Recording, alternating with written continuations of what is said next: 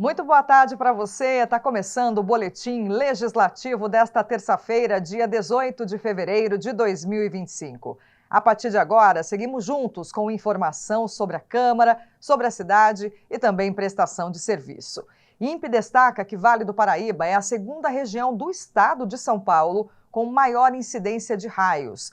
Vamos entender o porquê e como evitar acidentes. Tem ainda a repercussão da entrega da Via Jaguari, que conecta a região norte ao centro da cidade. E o CEMADEM, o Centro Nacional de Monitoramento e Alertas de Desastres Naturais, acaba de lançar um novo sistema para prever o risco de deslizamentos.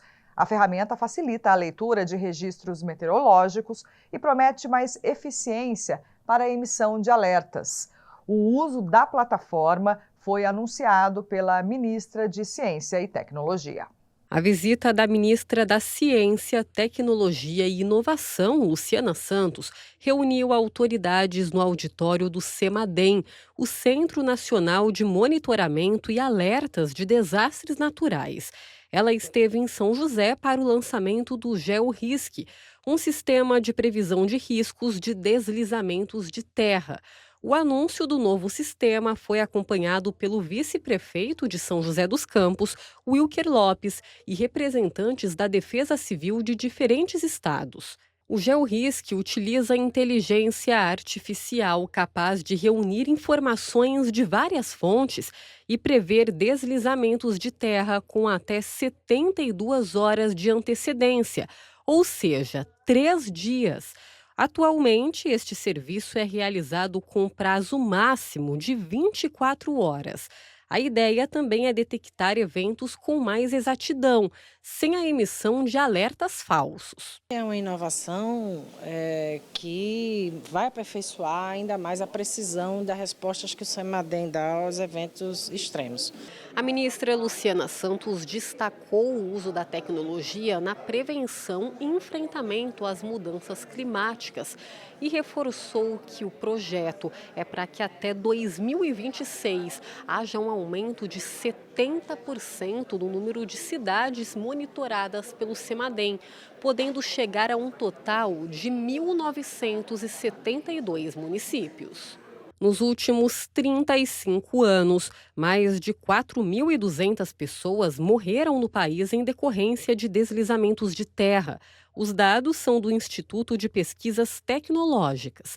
A expectativa é que o GeoRisc possa alterar essa realidade com um monitoramento mais preciso e eficaz, principalmente a partir dos impactos das mudanças climáticas. O desafio tem se tornado cada vez maior e a gente precisa de soluções combinadas, onde o GeoRisc, esse projeto, ele se consolida como uma parte disso, no sentido de melhorar a qualidade dos alertas que o CEMADEM emite e, consequentemente, das ações de enfrentamento, principalmente das defesas civis em situações de risco iminente. Recentemente, o CEMADEM foi alvo de uma apuração do Ministério Público Federal para fiscalizar as condições estruturais do órgão, como o número de funcionários abaixo do esperado e radares danificados ou fora de operação.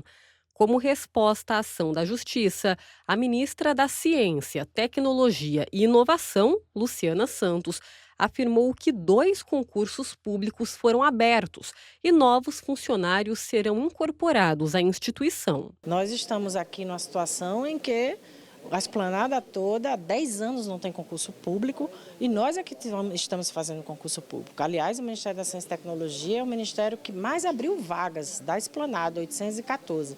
Teremos 37 novos servidores aqui no CEMADEM e vamos ampliar a cobertura com equipamentos, com insumos dos municípios.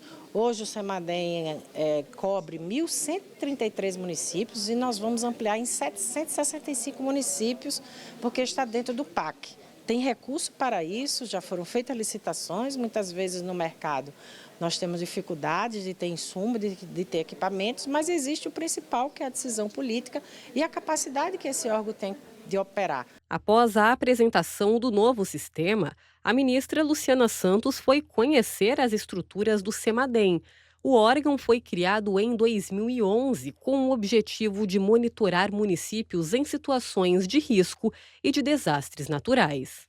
Pois é, os investimentos nesse tipo de tecnologia, segundo especialistas, são cada vez mais necessários diante das mudanças no clima. Inclusive, o ELAT, Grupo de Eletricidade Atmosférica, que é ligado ao INPE, afirma que o aquecimento global é uma das razões para o aumento na incidência de raios. E a região do Vale do Paraíba é a que registra a segunda maior ocorrência de descargas elétricas no estado de São Paulo. Só perde para a zona leste da capital paulista.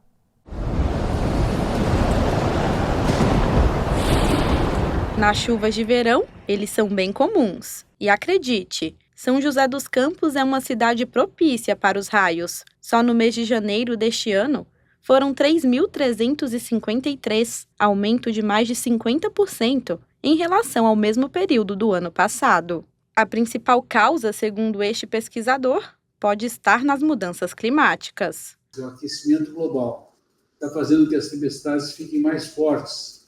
Então, nós estamos nesse verão com um aumento em relação ao ano passado e nós estamos no pior período do ano, que é fevereiro aqui no Vale do Paraíba. Então, nós estamos no pico da incidência de raios anual, então as pessoas têm que ter muito cuidado. A partir de 15 de março, então a incidência de raios diminui bastante. São períodos de altas temperaturas, né, e que acabam também pelas mudanças climáticas associando às chuvas intensas, às trovoadas, que geralmente, dependendo das condições climáticas, do período que ficou sem chuva, da temperatura, tanto da temperatura da terra como a atmosfera, nesse choque, né, de mudança climática repentina, é comum, né, as descargas elétricas. Quem faz o registro das descargas elétricas no Brasil é o ELAT, Grupo de Eletricidade Atmosférica, entidade ligada ao INPE, Instituto Nacional de Pesquisas Espaciais. A instituição é considerada referência mundial nas pesquisas sobre o tema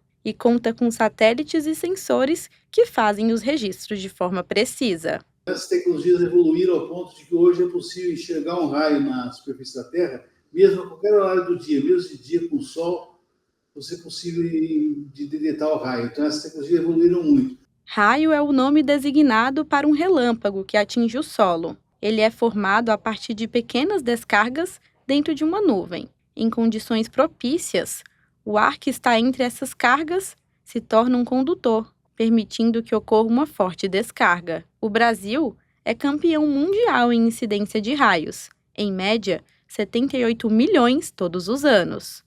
Recentemente, a Defesa Civil do Estado de São Paulo emitiu um alerta sobre o aumento da incidência de raios. O órgão divulgou até mesmo um mapa com regiões que merecem atenção. Entre elas está o Vale do Paraíba. Para alertar a população, a Defesa Civil de São Paulo também lançou um sistema que envia notificações aos celulares em casos de eventos climáticos extremos. O governo do estado, juntamente com o governo federal, implantaram, né, esse sistema, que é o Cell Broadcast, que é um sistema que você não precisa nem se cadastrar, né, basta você estar num perímetro onde as previsões meteorológicas já apontam para uma situação adversa, né, de um potencial de chuva. E então esses alertas são disparados para todos os celulares, né, principalmente os Androids, os 5G, que estão nesta localidade, nesse perímetro. E aí então é mais uma ferramenta sendo utilizada para orientação das pessoas. Segundo dados do ELAT, entre 2013 e 2022, mais de 800 pessoas morreram atingidas por raio no Brasil. Ainda de acordo com o órgão, a cada 50 mortes por raios no mundo, uma é no Brasil. Por isso, é muito importante saber como se proteger durante uma tempestade. Fique em locais fechados ou dentro do veículo. Jamais fique embaixo de árvores ou coberturas metálicas frágeis. Quando você estiver dentro de casa durante uma tempestade, você deve estar atento a ficar em contato com objetos ligados à rede elétrica ou à rede telefônica. Exemplos: tomar banho de chuveiro elétrico, ficar encostado numa geladeira, falar no telefone com um fio. Todas essas circunstâncias são perigosas durante a tempestade. Então, evite de qualquer contato com objetos ligados à rede elétrica ou à rede telefônica durante a tempestade. Fora de casa, céu aberto, você deve evitar de ficar nessa situação durante a tempestade.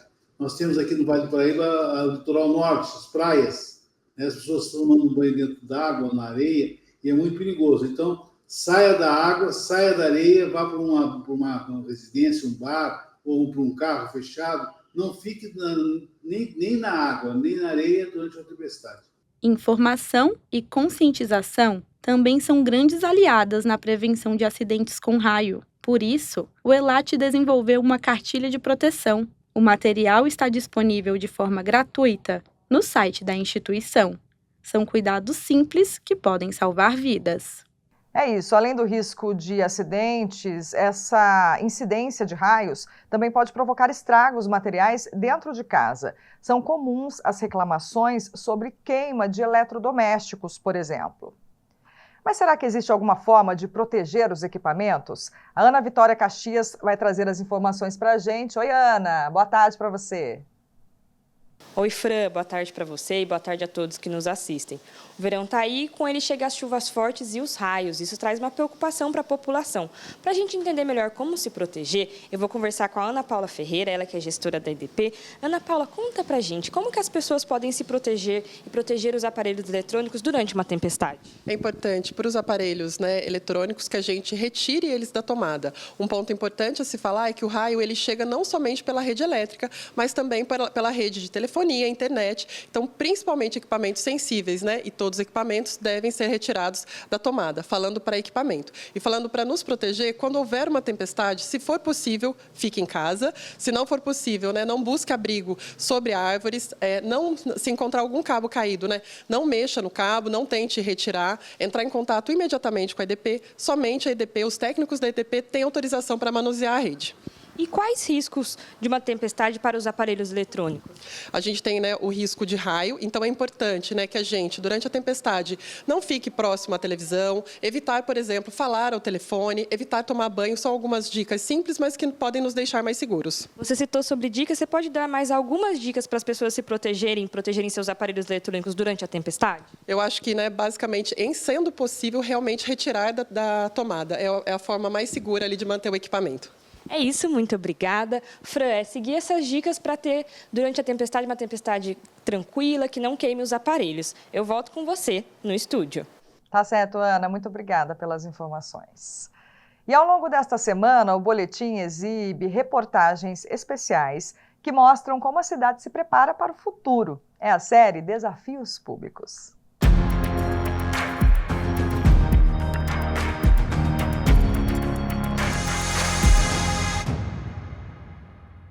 No episódio de hoje, vamos saber quais são os desafios para a área da educação. Educação, palavra que vem do verbo educar, do latim educare, que significa guiar para fora. E é na sala de aula que somos conduzidos a sonhar com o futuro. Mas isso só é possível se a educação for tratada como prioridade. Um caminho repleto de desafios. A qualidade, o aprendizado, o ensino e o aprendizado, você atender realmente com qualidade em todas as regiões da nossa cidade, porque infelizmente isso não acontece, você dá a estrutura necessária para que as crianças se desenvolvam. Eu acho que são grandes desafios, além dos trabalhadores e das trabalhadoras da educação, que esses estão cada vez perdendo salário, perdendo motivação, sendo desmotivado para entrar nessa área da educação. Na edição de 2024, os resultados do SARESP, Sistema de Avaliação de Rendimento Escolar do Estado de São Paulo, apresentaram avanços em língua portuguesa e matemática em todos os anos e séries avaliados. O destaque é o desempenho do segundo ano do ensino fundamental entre alunos da rede estadual, aumento de 45,3% em matemática na comparação com 2023. Para essa professora, mesmo com a melhora no índice, ainda há muito a ser feito. Esse é um grande desafio ainda, A questão do ensino, de formar as crianças ali aptos, ao conhecer, a língua portuguesa e a matemática, aquilo que é estabelecido, legalmente ali, como o mínimo a se saber. São José dos Campos possui 180 escolas municipais que atendem 80 mil alunos, sendo 112 da educação infantil e 68 do ensino fundamental. Destas, 50 são escolas integrais. Além disso, a cidade conta com 64 instituições públicas do estado, com 40 mil alunos matriculados em 2025. Ao todo, 120 mil alunos estudam na rede pública de ensino. Mesmo com 244 escolas públicas, ainda há um gargalo na educação infantil de São José dos Campos, de acordo com essa mestra em educação. Um dos desafios é superar a oferta de vagas em creche. A prefeitura tem feito ações, né? Ela tem parceria com escolas privadas, na compra de vagas, ela tem feito algumas ações, mas ainda não conseguiu contemplar toda a demanda. A solução destes problemas poderia estar na melhor destinação de investimentos. O vereador Carlos Abranches acredita que a verba da educação precisa ser usada de maneira inteligente. Por que não reforçar as escolas que já existem, trabalhando e superando as suas dificuldades, melhorando o salário dos professores, administrando melhor a questão da relação da direção da escola com os pais dos alunos, fazendo esse fortalecimento da família e da escola? Essa é a grande proposta. A Câmara Municipal, por exemplo, pode atuar muito nesse ponto, chamando para o diálogo, propondo ao diálogo, criando uma política municipal de educação integrada, de educação inclusiva. A formação, contratação e valorização de professores também é outro desafio. Para essa educadora, é preciso ampliar o incentivo na formação de novos professores. A Prefeitura de São José tem o Centro de Formação de Professores. Então, quando a pessoa está dentro da Prefeitura, passou no concurso e passa a fazer parte do corpo docente da Prefeitura, eles têm um trabalho de formação interessante, né?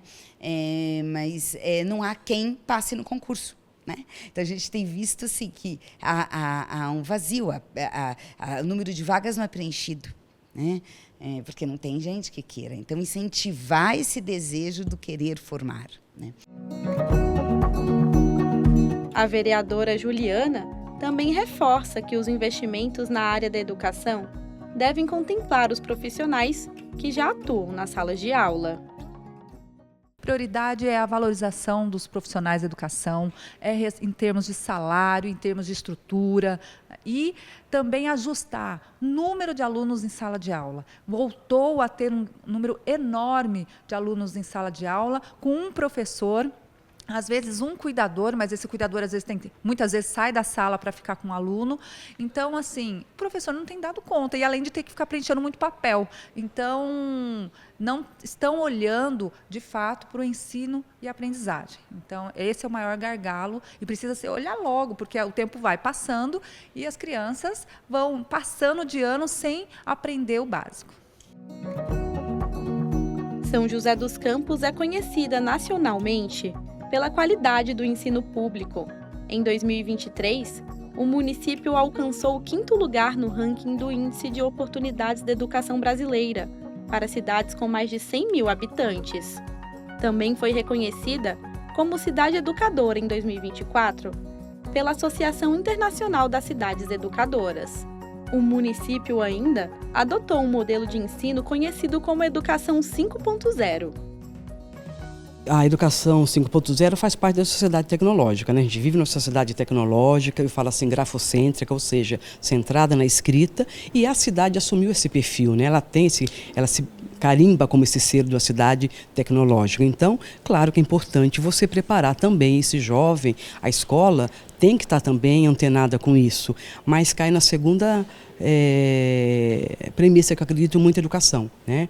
Não adianta você ter a educação. Qual é o objetivo dessa educação 1.0? É alfabetizar esse aluno para usar essas mídias, usar bem essas mídias, usar essas ferramentas? Mas você tem que estar primeiro alfabetizado, você tem que primeiro ler muito, ter uma escola, você ter uma formação, você ter conteúdo, porque assim, ela vai te ajudar, né? Mas a partir do quê? A partir do conhecimento que a gente mesmo cria. Analisar e fiscalizar todas as iniciativas da educação é uma das atribuições da Câmara Municipal, e o Legislativo está atento a isso, principalmente na construção de projetos e políticas públicas na área. Um dos caminhos para ampliar o ensino, segundo o vereador Abranches, é trabalhar por uma educação mais inclusiva. Essa foi uma das minhas bandeiras de campanha, trabalhar uma educação inclusiva, não só para o aluno que traz necessidades especiais, mas para os professores, na superação das suas dificuldades emocionais. Não é fácil lidar com um salário baixo, não é fácil vencer os seus compromissos familiares, compromissos de saúde, tendo que cuidar de 40, 50 alunos numa sala de aula. Olha o tamanho da responsabilidade. É isso, é essa força de trabalho que precisa ser devidamente remunerada. Superar os problemas estruturais da educação é uma missão difícil para qualquer cidade, mas exige planejamento e acompanhamento. Alguns pontos precisam de atenção: evasão escolar, analfabetismo e desigualdades educacionais. A importância de um ensino público de qualidade reflete diretamente na melhoria das condições de vida da população. Buscar soluções para uma educação melhor é uma medida urgente.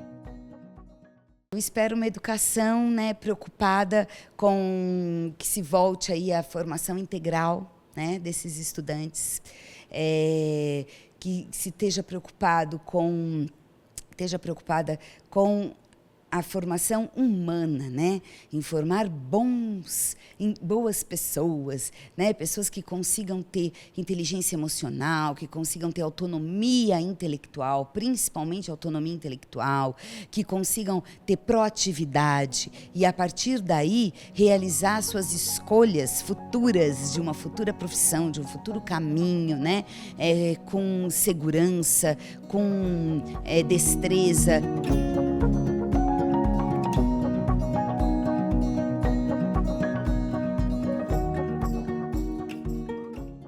E amanhã o tema da série é mobilidade urbana. E a Prefeitura liberou o acesso à Via Jaguari, que liga a região norte ao centro da cidade. São quase 4 quilômetros de extensão que prometem desafogar o trânsito.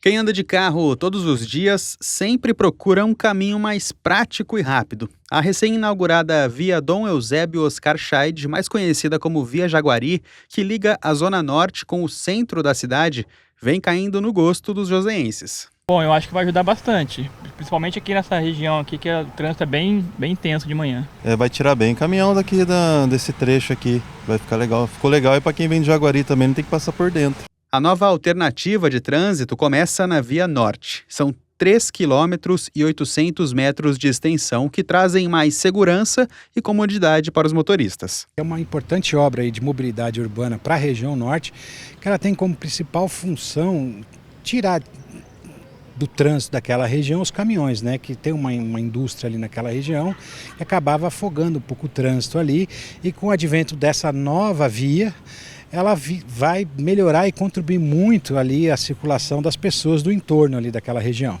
O caminho foi pensado para todos e conta com calçada e ciclovia. Por enquanto, o trânsito por aqui é pouco. A tendência é que, com o tempo, os motoristas se acostumem com a nova rota. Futuramente, a expectativa é que a via também colabore com o desenvolvimento da cidade. Toda vez que é inaugurada uma via nova, ela traz o desenvolvimento para a região. Nós temos exemplos claros disso aqui com a inauguração da via que foi feita ali no outro lado da cidade, e ela trouxe bastante desenvolvimento, condomínios, ela fomentou o comércio ali, enfim, até universidades foram feitas ali, E a ideia qual que é? Justamente essa, quando você possibilita as pessoas se deslocarem, com segurança, óbvio, sempre pensando nisso, o benefício o desenvolvimento acaba chegando. Para os motoristas, quanto mais alternativas no trânsito, melhor. Poder desafogar o trânsito, cada dia estava pior, Tem que melhorar muito ainda. Mas é muito importante, porque esse trânsito de São José está muito complicado, A Câmara desempenha papel fundamental no debate sobre a mobilidade urbana em São José. Para os vereadores, a Via Jaguari representa uma melhora significativa no trânsito da região norte da cidade. Uma via necessária para tirar todo um trânsito pesado de dentro dos bairros e canalizar para outros locais, para dar uma mobilidade maior. Então, nesse sentido, importantíssima, depois ela vai ter conexões com outras regiões, vai ser também, num outro momento, importante. Ainda de acordo com os vereadores, a ampliação das vias deve sempre acompanhar o crescimento da cidade.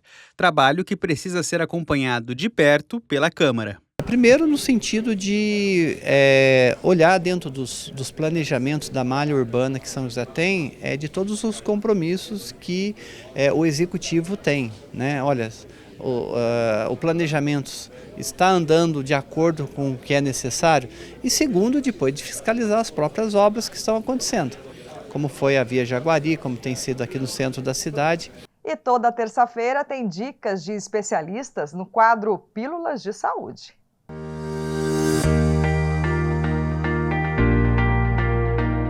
Olá, eu sou a Flávia Valentini, sou professora de Educação Física e também voluntária da Sobrasa, a Sociedade Brasileira de Salvamento Aquático.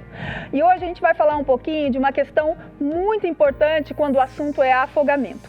A Sobrasa, com uma das pesquisas que ela faz, ela identificou que o número de óbitos aumenta muito quando falta a supervisão adequada do responsável, principalmente na faixa etária de 1 até 4 anos. Então a gente recomenda sempre, e até por lei, é exigido que crianças até 10 anos sempre tenham acompanhamento de um adulto responsável em qualquer ambiente aquático e na distância de um braço. Então você, pai, mãe, lembre-se que uma criança dentro da piscina, na praia, no rio, lago, cachoeira, precisa da sua supervisão 100%.